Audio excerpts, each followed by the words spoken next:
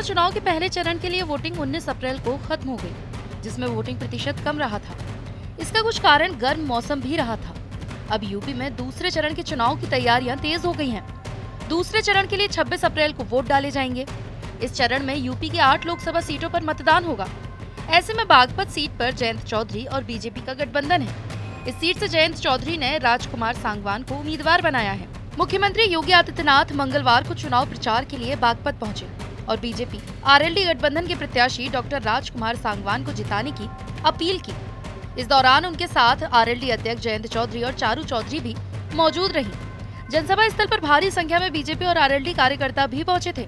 यहां समर्थक योगी मोदी और जयंत चौधरी जिंदाबाद के नारे लगाते हुए दिखे। वहीं सीएम योगी आदित्यनाथ जनसभा के दौरान कांग्रेस पर जमकर बरसे। वहीं आरएलडी अध्यक्ष जयंत चौधरी ने चौधरी चरण सिंह को भारत रत्न देने के लिए भारतीय सरकार के धन्यवाद देते हुए योगी मोदी की मंच से जमकर तारीफ की। जयंत चौधरी ने जनता से वोट की अपील करते हुए कहा कि ये आपका वोट चौधरी चरण सिंह के सम्मान के लिए होगा और योगी जी के सम्मान के लिए भी वोट होगा। बागपत वो क्षेत्र है जो एमपी नहीं सीधे प्रधानमंत्री बनाता है। ये जैसा चारू ने कहा, चौधरी चरण सिंह जी और चौधरी अजीत सिंह जी के सम्मान में भी वोट है। ये वोट श्री योगी आदित्यनाथ जी के लिए भी वोट है और ये वोट देश के प्रधानमंत्री जो तीसरा कार्यकाल मांग रहे हैं, तीसरी बार ऐतिहासिक मैंडेट मांग रहे हैं देश के लोगों से, ये वोट उनके पक्ष में सीधा वोट जाएगा। तो इसका भी ख्याल आप रखना, क्योंकि बागपत वो क्षेत्र है जो एमपी नहीं बनाता,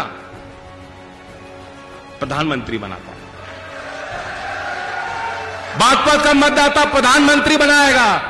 बागपत हम सीट जीतेंगे, एनडीए जीतेगी, तब 400 पार का नारा पूरा होगा और तब प्रधानमंत्री नरेंद्र मोदी जी शपथ लेंगे।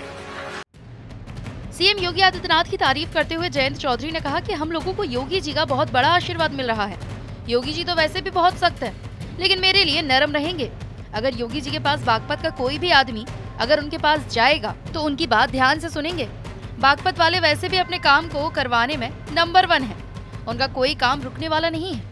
उनके काम के लिए उन्हें मेरी भी जरूरत नहीं पड़ेगी। योगी जी का बहुत बड़ा आशीर्वाद मिल रहा है।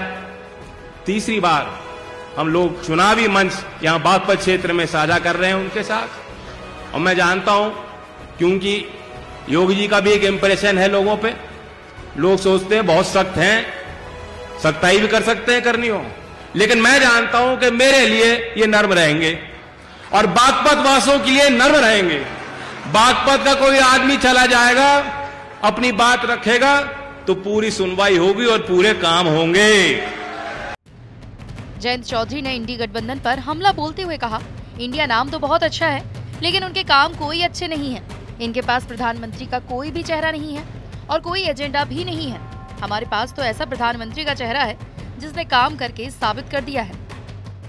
और हमारा मुकाबला भी आप देखेंगे किन से है। मुकाबला तो 2 में ही है, एक इंडिया है, एक एनडीए। इंडिया नाम तो अच्छा है, काम कुछ नहीं।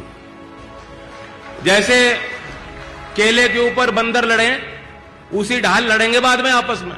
अभी लड़ लिए, प्रधानमंत्री का कोई दावेदार नहीं है।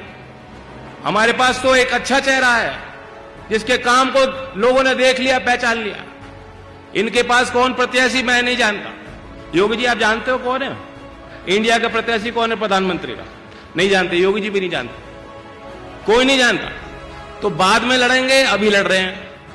और कोई एजेंडा नहीं है, कोई फॉर्मूला नहीं है, कोई नीति नहीं है।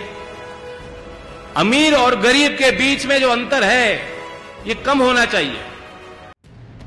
आपको बता दें कि आरएलडी और बीजेपी गठबंधन ने जाट बिरादरी के डॉक्टर राजकुमार सांगवान को प्रत्याशी बनाया है, तो वहीं सपा ने भी ब्राह्मण और बसपा ने गुर्जर को मैदान में उतारा है। जाटों के साथ ही अन्य बिरादरियों को एकजुट करने के लिए मतदान से ठीक पहले जयंत चौधरी और सीएम योगी की रैली को अहम माना जा रहा है।